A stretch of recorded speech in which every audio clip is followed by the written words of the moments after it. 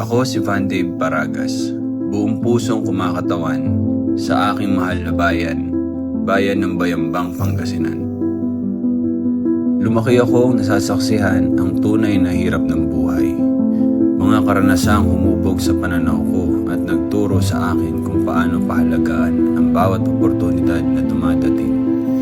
Dati akong naging real estate agent at doon ko nakita na posible ang mga pangarap. Ngunit hindi ito pantay na naaabot ng lahat. Dahil doon, nais kong piliin lumawak pa ang aking layunin bilang isang financial literacy advocate. Ngayon, isa akong negosyante, ngunit higit pa sa mga titulo o tagumpay, dala ko ang mas malalim na layunin at dahilan.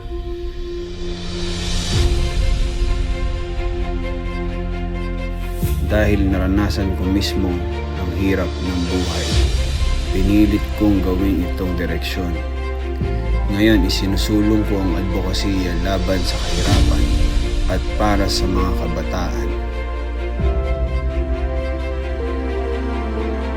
Dahil naniniwala akong walang kabataan dapat mapigilan ang mga pangarap sa mga sitwasyon na hindi naman nila pinili.